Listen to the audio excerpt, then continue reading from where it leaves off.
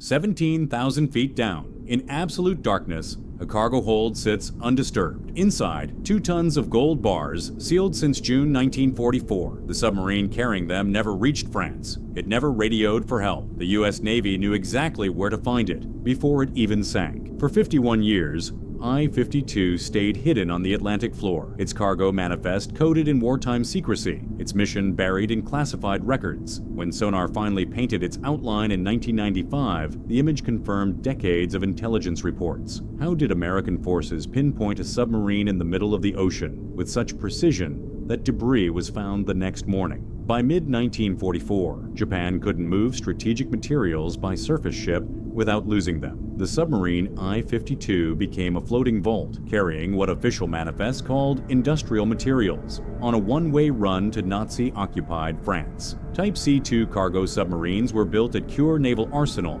specifically for blockade running, 356 feet long, modified to sacrifice torpedoes for cargo space. These weren't combat vessels. They were underwater freight trains, designed to slip past Allied patrols that had turned the surface of the Pacific and Atlantic into killing fields. I-52 departed Kure on March 10, 1944, under the command of Lieutenant Commander Kameo Uno. The crew numbered 95. 14 additional passengers boarded. Civilian technicians, German liaison officers, specialists whose names appeared on embarkation logs with varying levels of detail. The submarine's first stop was Singapore, then still under Japanese occupation. There, the loading began. Tons of raw rubber, stacked in compressed bales, tin ingots, tungsten, molybdenum, quinine in sealed crates, and then the gold, 146 bars, packed in 49 wooden boxes, each stenciled with numeric codes. The gold alone weighed over 2 tons. In 1944 dollars, at the fixed rate of $35 per troy ounce, it was worth approximately $2.25 million. In today's currency, about $160 million. Declassified Imperial Navy records listed the cargo under coded terms: industrial materials, special cargo, standard wartime security practice. The gold was documented in intelligence intercepts. So was the opium, 2 tons of it, later confirmed through U.S. code breaking. Officially, the opium was for pharmaceutical production. Unofficially, it was currency, just like the gold. The mission had a name, Yanagi, fir tree. It was part of a larger program, a desperate attempt to maintain a connection between Tokyo and Berlin as the war turned against both. Surface convoys were suicide. Aircraft couldn't make the distance. Submarines were the only option left. I-52's orders were clear. Rendezvous with German U-boat U-530 in the mid-Atlantic on June 23rd. Transfer a German radar technician and Naxos radar detection equipment aboard. Receive 3 German naval personnel who would assist with navigation to France. Then continue to Lorient on the occupied French coast, where the cargo would be offloaded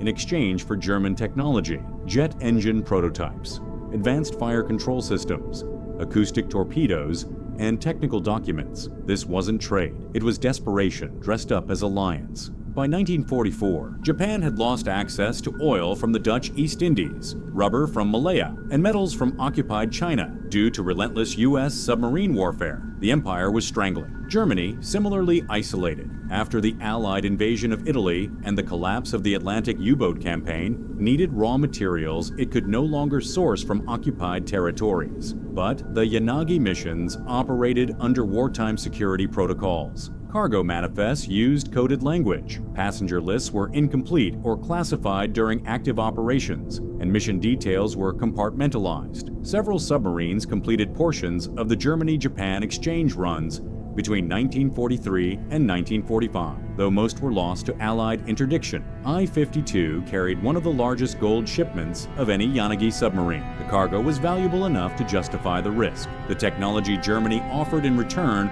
was worth the gamble. The submarine departed Singapore on April 23, 1944. It traveled submerged during the day, surfaced at night to recharge batteries and ventilate the hull. It avoided shipping lanes, stayed away from known patrol zones, and maintained strict radio silence except for brief, encrypted position reports sent every few days. Those reports were supposed to be secure. They weren't. I-52 was supposed to meet U-530 on June 23rd. at a coordinate approximately 15 degrees north latitude, 40 degrees west longitude, over 1,000 miles from the nearest landmass. In the middle of the Atlantic's empty center, the rendezvous happened. 3 German personnel boarded I-52 as planned, but U.S. forces were already waiting nearby, positioned before the meeting time, before any distress signal, tracking I-52 through intercepted communications. They knew the coordinates. They knew the date. They knew the recognition signals the Japanese and Germans would use to identify each other in the dark. The question isn't how I-52 sank. It's how the Americans knew where to hunt. I-52 was destroyed by information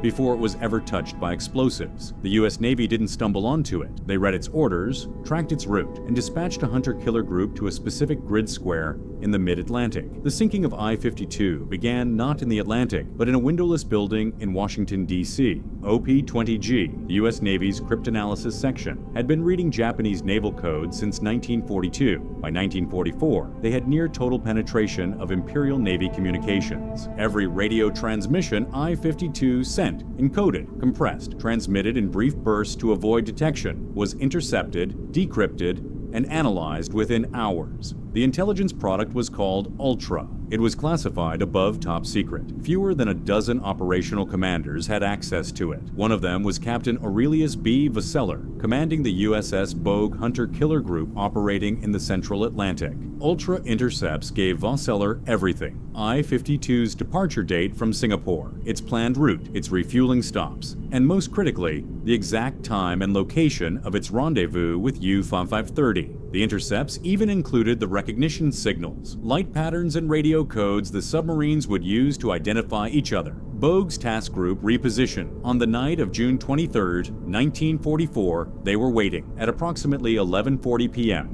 sonobuoys, floating hydrophones dropped from aircraft, picked up a propeller signature. The sound matched the acoustic profile of a Type C-2 submarine, a distinctive rhythm, slower than combat subs, consistent with a heavily loaded cargo vessel. Lieutenant Commander Jesse Taylor launched from Bogue in a TBF Avenger torpedo bomber. He carried 2 Mark 24 acoustic homing torpedoes, codenamed Fido. The technology was new, highly classified, and the Japanese had no idea it existed. Fido was a passive acoustic homer. It listened for propeller noise, locked onto the sound, and followed it to the source. Once released, it required no guidance. It was fire and forget. Taylor dropped the first Fido at approximately 11:43 p.m. Sonobuoy recordings captured the sound: the whir of the torpedo's electric motor, the increasing intensity of I-52's propeller, and then the detonation, a low, crushing thump that registered on hydrophones over 10 miles away. Taylor dropped a second torpedo, another detonation minutes later. By the next morning, debris was surfacing: bales of raw rubber, oil slicks spreading across the water, wood fragments. No survivors. No SOS. USS Bogue's War Diary, declassified in the 1970s, records the observation: debris consistent with submarine sinking observed, quantities of raw rubber recovered. The sinking itself was efficient, almost surgical. But here's what the official accounts don't emphasize: the United States allowed I-52 to travel for 3 months across 2 oceans, monitored but untouched, before striking at the exact moment it completed its rendezvous with U-530. They could have sunk it leaving Japan. They could have sunk it at Singapore. They could have sunk it anywhere along the 12,000-mile journey from Kure to the mid-Atlantic. They waited. Some historians suggest it was intelligence gathering, letting I-52 run its course to map Axis communication networks, identify rendezvous protocols, and catalog the full extent of the Yanage operation. Sinking one submarine was tactically useful. Understanding the entire network was strategically invaluable. Others point to the cargo. Intelligence analysts wanted to confirm what Japan was desperate enough to ship. They wanted to know what Germany was offering in return. And they wanted to validate that Ultra intercepts were accurate, that the code-breaking operation was yielding actionable, real-world results. Either way, I-52 was a target before it left port, tracked by an enemy that could read its captain's orders better than his own radio men could. The wreck sat there for 51 years, 17,000 feet down, until Paul Tidwell and a research team came looking. But they weren't searching blind. They had the Bogue's logs, the intercept records, the acoustic recordings made the night of the sinking. When the sonar image came back in 1995, it confirmed what the records had predicted. When side-scan sonar passed over the wreck site in 1995, The image showed a broken hull in two sections, a debris field of rubber bales, and a cargo hold that appeared intact. Paul Tidwell, a maritime historian and former U.S. Air Force navigator, spent years piecing together the location of I-52. He had access to declassified ultra-intercepts, Bogue's war diary, and the original acoustic recordings. He cross-referenced coordinates, ocean current models, and debris recovery reports from 1944. In 1995, he partnered with Nauticos Corporation and chartered the Russian research vessel Yuzhmor-Geologia. They brought side-scan sonar, deep-tow imaging arrays, and a team that had previously located other deep-sea wrecks. The search area was approximately 15 degrees north, 40 degrees west, over 17,000 feet of water, in the abyssal plain where pressure exceeds 7,500 pounds per square inch and temperatures hover just above freezing. On the third pass, sonar painted an image, a long cylindrical shadow, clean lines, intact conning tower. The silhouette matched builders' plans from Coeur Arsenal, 356 feet, Type C2 configuration, broken into two sections. The break occurred near the engine room, consistent with torpedo damage and implosion from rapid depth change. The forward section, including the conning tower and crew quarters, lay upright. The aft section, containing the cargo holds and propulsion, was tilted at 15 degrees, partially buried in sediment. The deck gun mount was visible. The propeller, still attached, cast a distinct sonar shadow, and the cargo hold, located aft of the conning tower, appeared undisturbed. Sonar returns suggested dense objects inside the hold, consistent with heavy cargo. The dimensions and density matched expectations for metal crates and stored materials. Scattered around the wreck in a debris field consistent with sinking dynamics were bales of raw rubber. They had floated to the surface in 1944, then sank again after waterlogging, landing in a pattern around the main hull sections. The wreck showed damage consistent with torpedo strikes and structural failure during descent. The hull had broken under pressure, typical of submarines sinking rapidly beyond crush depth. No physical recovery was attempted. At 17,000 feet, the pressure made manned dives impossible. ROVs could image and map, but retrieval was impractical. The wreck was also designated a war grave. 112 souls lost. International maritime law protected it. The gold was there, as expected. The rubber, the metals, the documented cargo, all consistent with the intelligence reports and declassified manifests. What the wreck confirmed was the precision of Allied code breaking and the effectiveness of the hunter-killer tactics that dominated the latter years of the war. Declassified sonar analyses and follow-up expeditions in 1998 and 2003 mapped the site in greater detail. The hull sections, the debris field, the cargo hold, all matched the expected condition of a submarine sunk by acoustic torpedo in deep water. But questions remained about the passengers. 12 Japanese and German personnel boarded at various points, their roles documented in embarkation logs with varying completeness due to wartime record keeping. What technical knowledge did they carry? What equipment were they operating during the journey?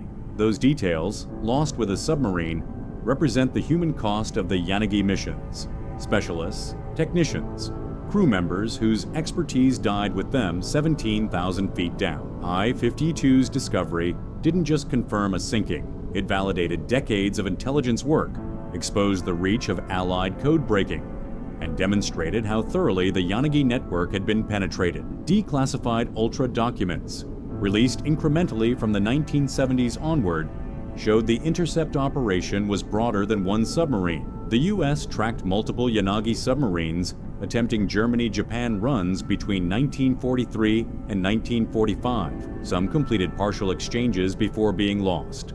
Others were intercepted and sunk. The network was never secret, not to the Allies. But the public didn't know that until decades later, when the existence of Ultra was finally declassified. For years, the sinking of I-52 was listed as a patrol success, a hunter-killer group finding and destroying an enemy submarine through skill and persistence. The truth was more deliberate. All 112 crew and passengers died. No survivor accounts exist, but families of the passengers, technicians, and liaison officers have sought information from Japanese and German archives. Some records are incomplete, lost to wartime destruction or post-war gaps in record-keeping. Others provide names, roles, and embarkation dates, though operational details remain sparse. Declassified manifests confirm the gold shipment, 146 bars and 49 boxes. They confirm the rubber, the metals, the quinine, and the opium. The cargo was valuable, strategically significant, and thoroughly documented by Allied intelligence before I-52 even left Singapore. The wreck site itself, mapped in 1995, 1998, and 2003 by Nautico's expeditions, shows no signs of disturbance beyond natural sedimentation. The depth makes salvage nearly impossible without specialized equipment, and the legal designation as a war grave prohibits commercial recovery. Access to the site is restricted under international maritime law. Research permits require approval from multiple governments. Since the mid-2000s, few permits have been granted. The gold is still there, 2 tons of it, worth over $150 million at current prices, sitting in a cargo hold that will never be opened. But it's not the gold that makes I-52 significant. It's what the wreck represents: the power of code breaking, the reach of Allied intelligence, and the desperation of 2 empires trying to sustain an alliance across oceans they no longer controlled. What makes I-52 different from other war losses is the deliberateness of its destruction. It wasn't a chance encounter. It was an intelligence execution. The wreck proves that by 1944, the Allies weren't just fighting the Axis navies. They were reading their communications, choosing when and where to strike, and controlling the information environment so thoroughly that critical supply missions became death traps.